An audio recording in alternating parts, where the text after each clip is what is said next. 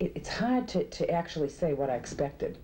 I probably felt I had no way of determining anything, that it was all just going to happen, that I had no control, that things, you know, you would meet somebody, they would love you, you would become married, have a family, and you'd live happily ever after in a lovely mansion with maids. Well, I thought it would be, you know, very lovey-dovey and all, and that's about as far as I went. We used to play games in my neighborhood. The girls involved would be captured, and then somebody heroic like Robin Hood would come along and rescue us. She was very passive. Her role was to be passive, and she was always waiting for Robin Hood somewhere in a tower. I would meet somebody and we would fall in love and wouldn't be able to live without each other. Eventually we would get married and probably have children, and everything would be happy-go-lucky, the sunset in the distance, and beautiful.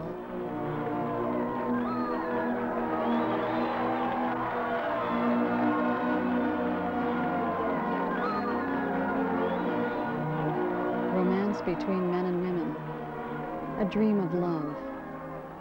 We all know about it, we all think about it, but today that dream seems elusive. Singleness, divorce, finding the right man, the right woman, building a good relationship, lovers or friends, commitment or freedom, family or career. We live in a world of individual choices, in a landscape where the dream may not fit. As we go from job to job, from town to town, the image goes with us, always in new ways. Is there some way to remake relationships between men and women to fit this world? Was it simpler before?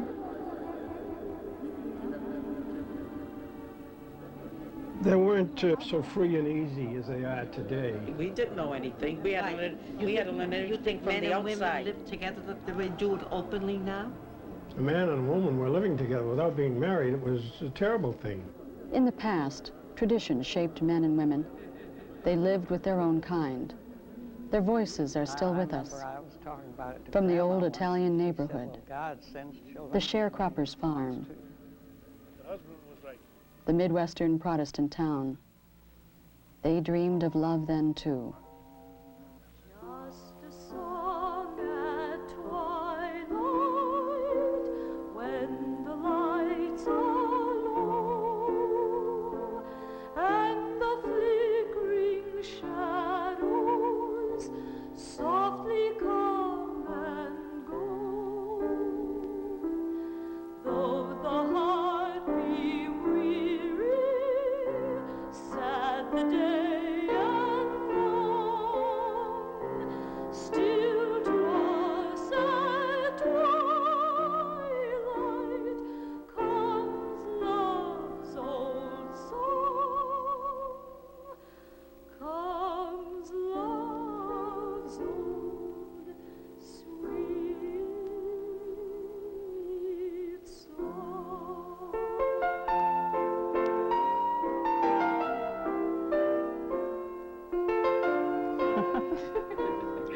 I certainly wanted to spend time with men. I was terrible that I didn't know how to talk to them. I used to dream about them. When I was a kid in high school, every fall I would say, I'm going to pick out who I'm going to be crazy about this year. The Victorian romance unfolded in the city and industrial world. To polite people, this was no place for a decent woman. Here a man labored to support the family, while she remained at home, raising the children. It was a polite, non-sexual romance that would bring this man and woman together in marriage, while keeping their worlds separate. An innocent mother who would watch over their home, an intrepid father who would provide from the industrial jungle.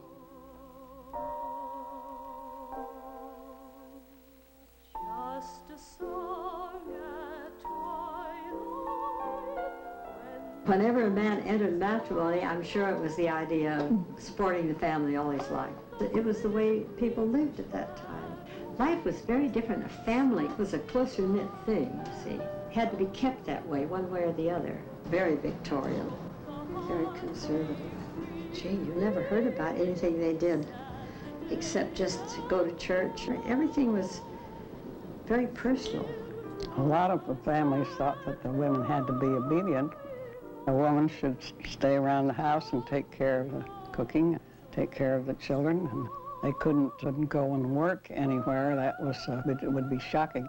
You might have to mingle with the coarse people. Outside polite society, Victorian ideals did not make sense. The streets of the American city were filled with people from many cultures. Immigrants from Ireland, Italy, Poland, people from the countryside. Where they came from, relationships had little to do with romance. Families and friends provided companionship and support in a world where everyone worked. They were only huts.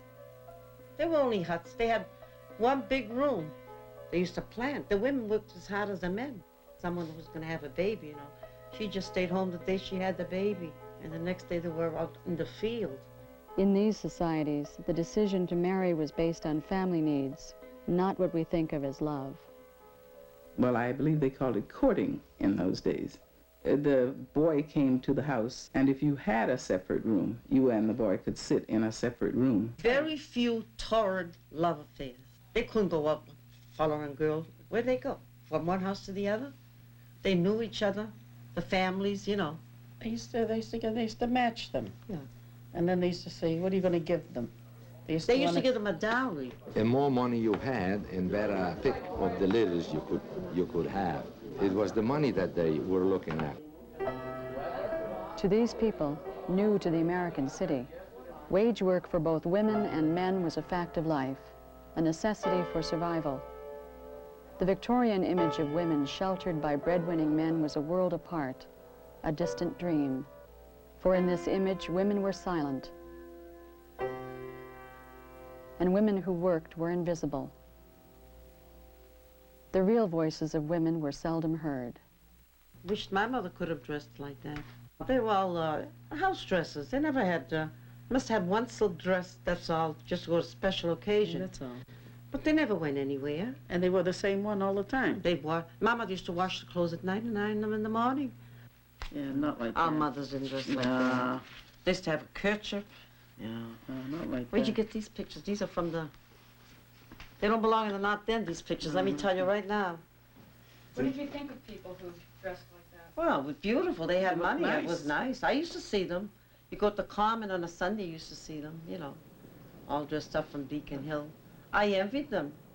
I think we used to see this when we went to school. We'd see pictures like that in the books. Yeah. I remember I was in a play. I'll never forget it. I was Pocahontas, I think in the 5th grade. And I saw this pretty dress, you know. So my mother said, if you want that dress, I used to wash all my neighbors' stairs, clean their windows. They used to give me a dime at a time. We were a large family. My father had asthma. He didn't work much. My mother used to work in between because my father was sick. So they said the men had to go to school, not the girls. And what would you do? I went to work in a candy factory. I was a floor girl. I forget how much an hour. 25 cents an hour. 25 cents an hour. Worked hard like dogs. My father had set goals for his sons, because my oldest brother was going to study to be a doctor. I have a brother that was a priest. My father, they had set goals.